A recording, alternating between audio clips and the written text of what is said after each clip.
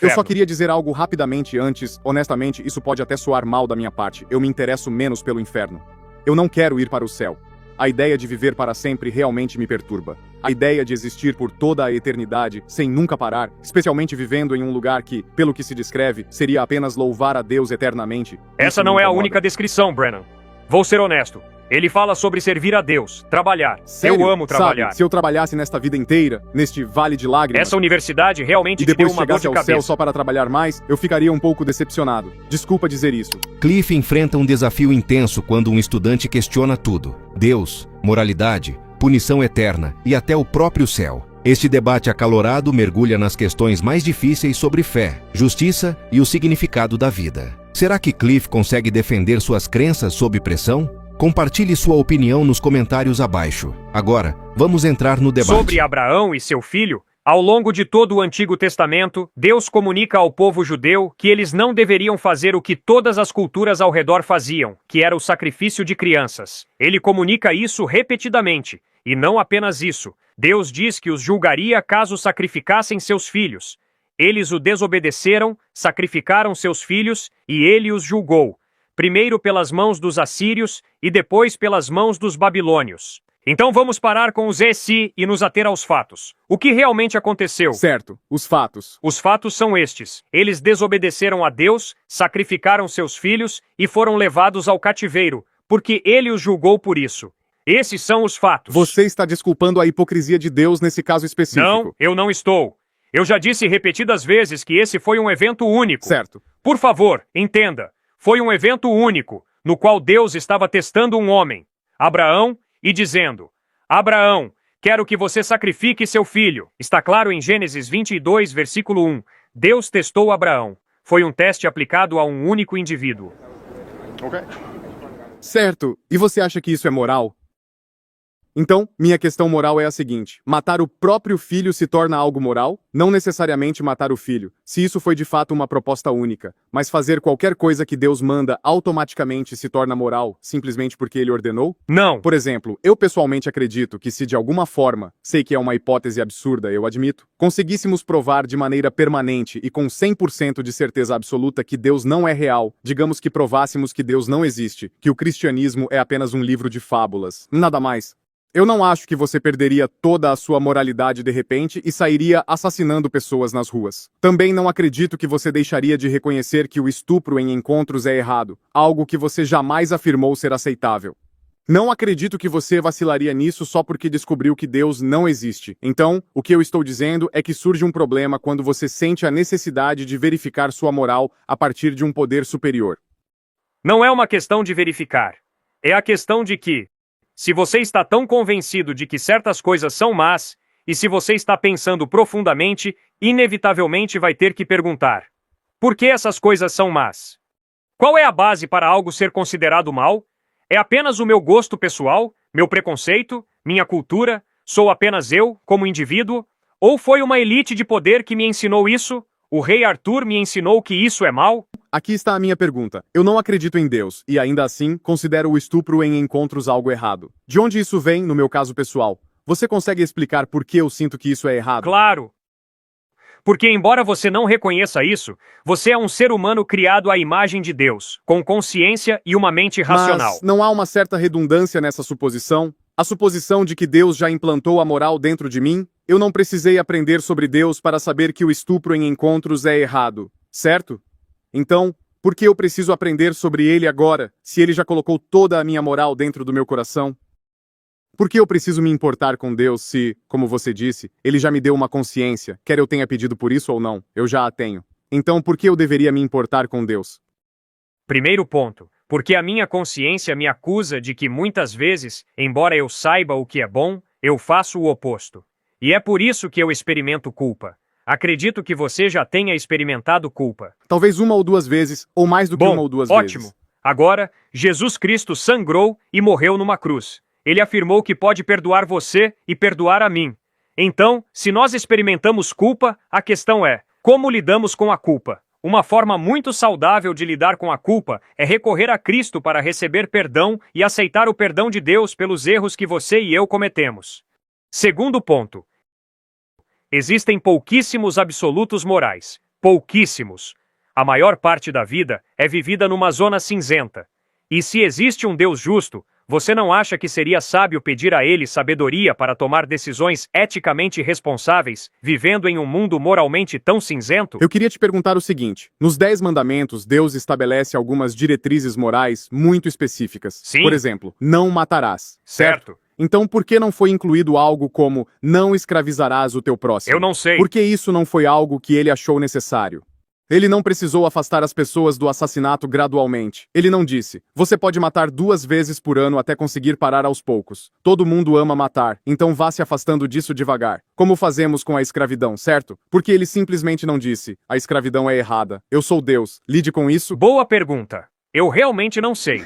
E sinceramente, também não sei por que Deus não enviou uma mensagem aos cristãos americanos dizendo que dirigir Mercedes e BMW, ter casas luxuosas, é imoral, quando temos a solução para a fome no planeta. Pessoas ricas, compartilhem a sua riqueza.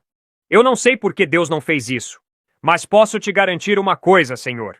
O que você precisa dizer ao seu professor, ou a si mesmo, ou a quem quer que esteja falando com você sobre Êxodo, Levítico, Números e Deuteronômio, é o seguinte: e eu estou te implorando, e já repeti isso várias vezes, e vou dizer mais uma vez. Se você acha que a legislação mosaica, destinada à teocracia de Israel, é a mesma coisa que a lei moral encontrada em Êxodo 20, você está cometendo um erro textual enorme. Existe uma diferença gigantesca entre aquelas 613 leis encontradas em Êxodo, Levítico, Números e Deuteronômio, que se aplicavam à teocracia de Israel, e a lei moral de Deus encontrada em Êxodo 20. E se você não consegue aprender a distinguir entre a legislação mosaica e um absoluto moral, então precisamos voltar e fazer um pouco mais de dever de casa. Ok, eu só queria que isso tivesse sido explicado de forma mais clara, Isso eu é acho. verdade.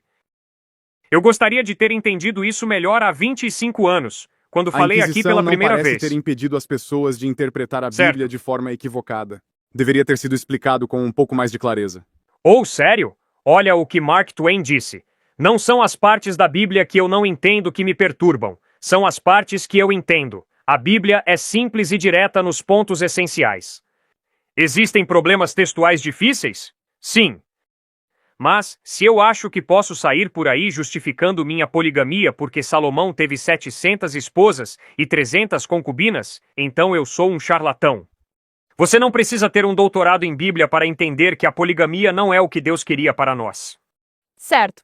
Partindo disso, como você vê as pessoas que usam a Bíblia como argumento contra, por exemplo, o casamento gay? Eu acho que é muito claro. A Bíblia comunica de forma clara e consistente que Deus criou a nossa sexualidade para ser desfrutada dentro da relação sexual entre um homem e uma mulher, até que a morte os separe. E de Gênesis a Apocalipse, a homossexualidade é apresentada como uma distorção desse belo dom que Deus nos deu. O sexo homossexual é uma distorção desse dom, é um uso incorreto desse presente. Mas isso não está incluído no mesmo conjunto de leis das quais você acabou de Sim. falar? Então, como determinamos qual delas é para todos? Ou seja, Responda a essa. homossexualidade... Você é um garoto inteligente. Responda Quando eu você leio o mesmo. texto, talvez eu precise olhar com mais atenção, mas me parece um pouco confuso quais leis se aplicam a quem. Parece que elas deveriam vir com uma etiqueta. Esta é para todos para sempre, e esta é só Certo. para vocês. por Ótima enquanto. colocação. Eu vou responder para você. Obrigado. Se a declaração que eu acabei de fazer sobre o casamento gay fosse baseada em Levítico, capítulos 21 e 22, você teria me pegado. Muito bem pensado.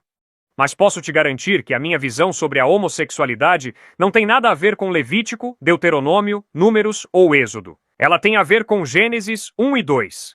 Tem a ver com todo o Novo Testamento, que em nenhum momento apoia o estilo de vida homossexual. Pelo contrário, comunica que Deus ama você e, pela sua graça, oferece perdão.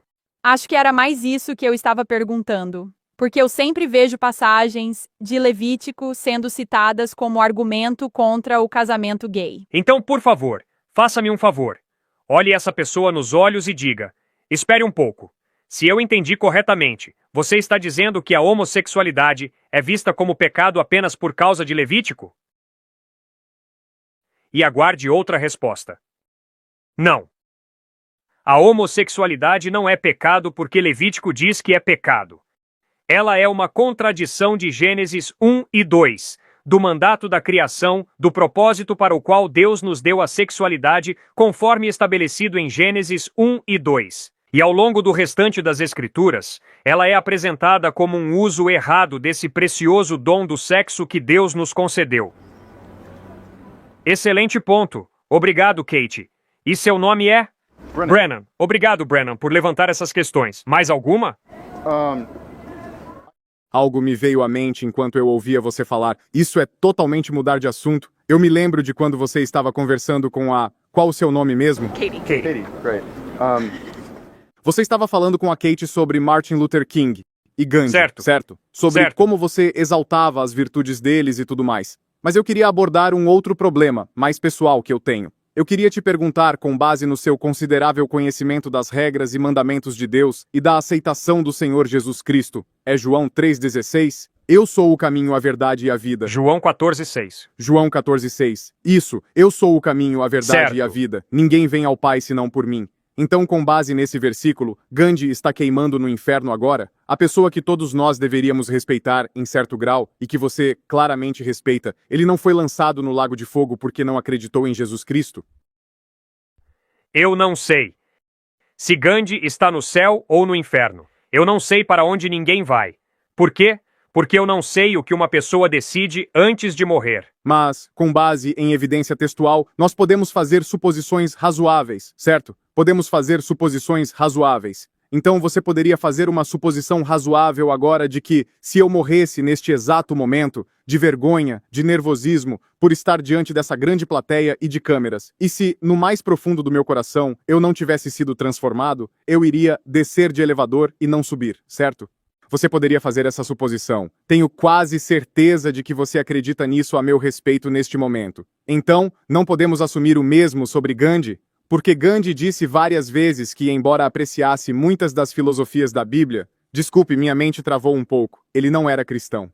Ele era hindu, e podemos assumir que, como ele foi assassinado, não teve tempo de mudar de ideia no fim da vida. Então podemos assumir que ele está queimando no inferno, certo? Não. Ok. Mas você pode assumir que eu estou indo para o inferno? Não. Eu jamais gostaria de assumir isso a respeito de alguém. Mas você teria que assumir, se acredita que o único caminho para chegar a Jesus, e portanto ao céu, é crer e aceitar Jesus Cristo como Senhor e Salvador. E se eu estou te dizendo agora que ainda não fiz isso, essa é uma suposição que você pode fazer, certo? Acho que esse é o grande problema que eu tenho. Eu ouço muitas pessoas dizendo essas coisas. Você precisa aceitar Jesus ou vai para o inferno. Esse é o único caminho para o céu. Mas quando perguntamos, você realmente acha que eu vou ser torturado pela eternidade? Elas respondem, eu não posso julgar. Deus é o único juiz. Mas você não está me julgando. Você não está me mandando para o inferno. Mas alguém está. E você sabe quem é esse alguém. Sim. E sabe por quê. Você acha que existem pessoas que se dizem cristãs e que vão para o inferno? Você acha? Você acredita? Se eu acredito, eu não acredito no inferno. Mas você acredita que muitos cristãos vão para o inferno porque muitos cristãos escravizaram pessoas, muitos cristãos estupraram suas esposas, muitos cristãos... Na verdade, eu fico bastante impressionado com a quantidade de cristãos que participaram do movimento abolicionista. Mas muitos cristãos escravizaram pessoas. Eles vão para o inferno, segundo você? As mesmas pessoas, certo? Não? Não! Não! Eu não sei. Então, por que aceitaram Jesus Cristo e depois escravizaram inúmeras pessoas, eles ainda assim estariam no céu? Eu não sei. Todo seguidor de Cristo peca. Eu peco. Eu não sei 100% quem é um verdadeiro seguidor de Cristo. Senhor, entenda, você não sabe que eu vou para o céu. Quem sabe alguém esteja me pagando muito dinheiro para estar aqui falando. É possível. Coisas malucas acontecem. Você, meu amigo, já viu mais do que o suficiente da hipocrisia cristã. Então você sabe que todos nós somos capazes de ser hipócritas inacreditáveis. Talvez eu seja um hipócrita colossal. É possível. Você pode ser um falso profeta. Deus condena falsos profetas. Como Exatamente. eu sei que você não é um falso profeta? É possível. Como eu sei que você não é um falso profeta? Como eu posso acreditar em qualquer coisa que você está me dizendo agora? Porque eu sei que você está tentando mudar corações e mentes. Eu sei que você quer que cada um de nós se junte a você nas grandes abóbadas do céu. Eu sei disso. Eu Ótima sei que você pergunta, quer Brennan. isso. Vou responder rapidamente. Se eu dissesse a você e a Kate, em resposta à pergunta por que eu deveria acreditar em Jesus, e dissesse apenas porque eu acredito, você seria um tolo se acreditasse em Jesus por causa disso. O que eu estou dizendo é, volte e leia os evangelhos de Mateus, Marcos, Lucas e João. Leia por conta própria, independente de mim. Pergunte a si mesmo: a evidência histórica da maneira como Jesus ensinou, tratou as pessoas, morreu perdoando seus inimigos e ressuscitou dos mortos, aponta para Cristo como alguém digno de confiança ou não? Não acredite em Jesus porque eu acredito. Por favor, não faça isso. É um motivo horrível para crer em Jesus. Horrível! Eu estive numa igreja por muito tempo, e eu não compro isso. Então eu estou indo embora. Você já leu os evangelhos? Qual é o seu problema com Jesus? Eu não quero falar da minha vida pessoal, cara. Então por que você não colocou sua fé nele? Você leu os evangelhos? Vamos lá. Se alguém vive o tipo de vida que ele viveu, você precisa respeitar o cara. Se alguém ensina o tipo de ética que ele ensinou, Robert Coase, professor de psicologia em Harvard, diz que todos os escritos sobre ética nos últimos 2000 anos são basicamente notas de rodapé do Sermão do Monte. O cara era um gênio ético. Terceiro, se você o vê morrer, pregado numa cruz, e em vez de amaldiçoar seus inimigos, como eu teria feito, ele ora: Pai, perdoa-lhes, porque não sabem o que fazem. E então, 3 dias depois, ele ressuscita dos mortos. Pessoal, isso é óbvio. Ele é digno de confiança. Você pode acreditar nele. Então por que você não conseguiu acreditar em Jesus? Na verdade, um dos meus filósofos cristãos favoritos, C.S. Lewis, discorda totalmente de você. Ele disse que muitas pessoas, como por exemplo Thomas Jefferson, afirmavam: eu não acredito que Jesus era Deus, mas acho que ele foi um grande mestre moral, um gênio ético. Certo. Mas C.S. Lewis disse: não, isso não é verdade. Porque se ele não fosse o verdadeiro filho de Deus, então ele era um mentiroso e um charlatão, e enganou as pessoas. Exatamente. Eu não acredito que ele seja Deus. Então, embora eu concorde com muitas das coisas que ele disse, eu não posso aceitá-lo como a manifestação perfeita da existência de Deus na Terra. E eu acho, e C.S. Lewis contesta isso, a ideia de que Jesus foi apenas um grande mestre moral, porque diferente de Sócrates, nós nem conseguimos provar que Sócrates existiu. Não há evidência real da existência dele. Ainda assim, podemos levar muito do que ele disse a sério. Mas com Sócrates não é um tudo ou nada. Com Jesus é como se tivéssemos que nos entregar por completo, ou então queimar. Com Sócrates é diferente. Eu não preciso acreditar que ele era superior ou divino. Posso pegar apenas as partes que considero boas. Mas com Jesus não dá para escolher, é 100%. E quando encontro trechos como "você vai para o inferno se não acreditar em mim", isso se torna difícil. É difícil de aceitar. Brennan, enquanto eu te ouço, percebo que o inferno surge repetidamente. Qual é exatamente o seu problema com o inferno? Me diga. Por que essa ideia te incomoda tanto? Eu não acredito que deva existir uma punição eterna por um crime finito. Eu não acredito que os 80 anos que vou viver, adquirindo apenas uma fração mínima de conhecimento, justifiquem uma eternidade literal e interminável queimando no inferno. Não acredito que uma punição infinita seja justa para um crime finito. Ok. Então, senhor, volte ao texto. Leia o texto. Descubra onde a Bíblia nos dá uma fotografia do inferno. Jesus descreve o inferno em termos fortes e terríveis? Sim, sem dúvida. Eu concordo com ele. Mas agora, vamos pensar.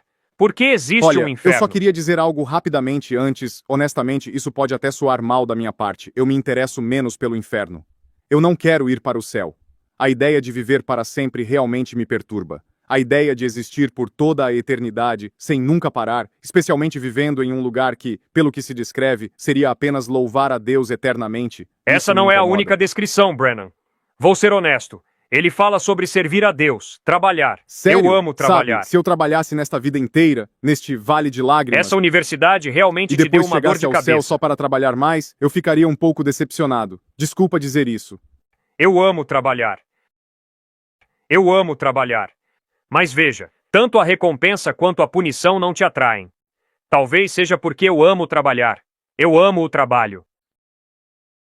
E sabe de uma coisa? Quando eu trabalho com pessoas em situação de rua, eu quero conseguir um emprego para elas. Por quê?